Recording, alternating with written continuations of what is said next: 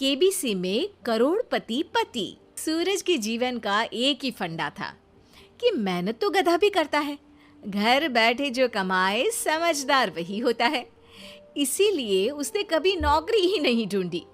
इस बात से हालांकि उसकी पत्नी शिखा बिल्कुल भी अग्री नहीं करती थी, पर फिर भी सूरज को समझाना बेकार था।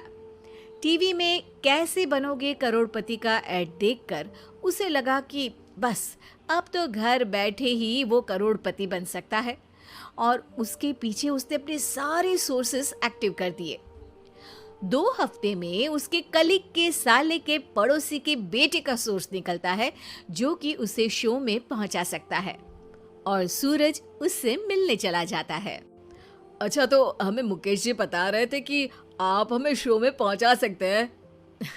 हाँ, उसमें कोई तकलीफ नहीं है। मैं कल अगर कोशिश करूँ तो इसी महीने में आपका नंबर आ जाएगा। अरे ये तो बहुत बढ़िया हो गया। अच्छा, वो सिलेबस और क्वेश्चन पेपर का कोई जुगाड़ है क्या?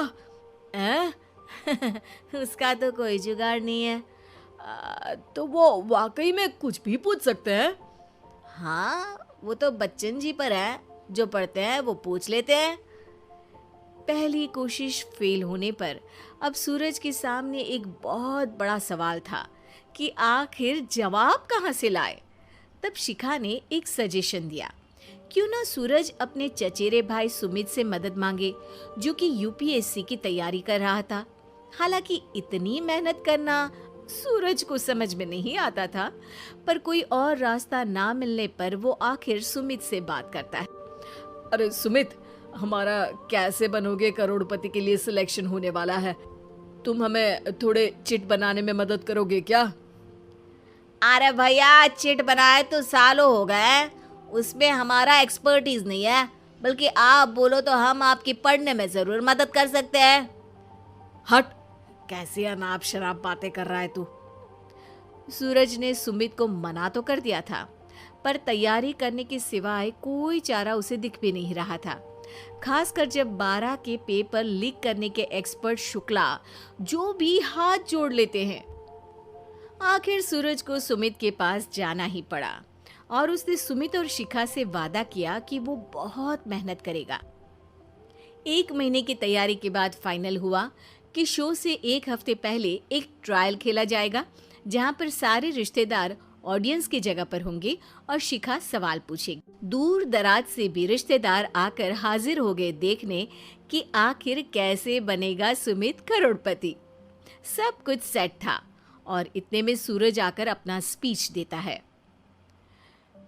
ये 1 महीना मेरे लिए आसान नहीं था, पर अपने भाई सुमित और अपनी पत्नी शिखा की मदद से मैं इतनी दूर पहुंच पाया हूँ।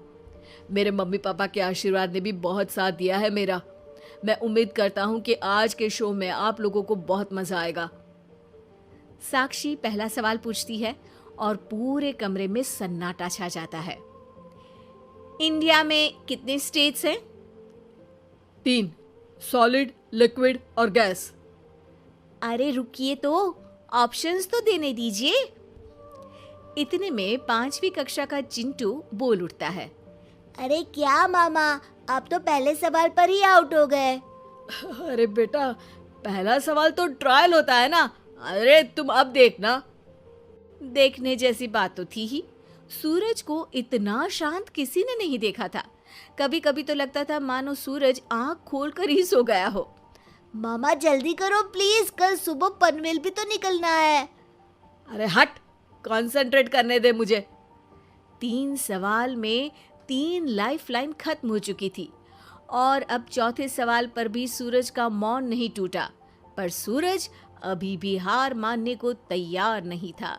उधर हर कोई सूरज को छोड़ सुमित को देख रहे थे। आखिर सुमित ने ही तो पढ़ाया था सूरज को। गजब बेइज्जती है यार। अरे बेटा, तो बाप का, दादा का, भाई का, सबका नाम बुड़वाएगा। अरे 3 लाइफलाइन ले ली तो भी तेरा कुछ नहीं होना है। अरे कोई इतनी बात करता है क्या शो पर? अरे बेटा, शो पर तेरे जैसे भी तो नहीं आते ना। सूरज की ये जंग आखिर 1 घंटे बाद 5वें सवाल पर खत्म हो गई, जब उसने इंडिया के नेशनल बर्ड का नाम कहा, कौवा। अरे बेटा, मजा तो बहुत आया, बस थोड़ा टाइम पर खत्म होता तो आनंद भी आ जाता। ताने बारिश के बूंदों की तरह बरस रहे थे और सूरज को भी समझ आ रहा था कि ये करोड़पति बनना शायद उसके बस के बाहर की बात है। पर वो आखिर ये बात मान कैसे लेता? वो सख्त लौंडा जो ठहरा, उसने सोचा कि बेइज्जती तो हो ही चुकी है, पर अगर मैं हार नहीं मानूं तो शायद कुछ हो सकता है।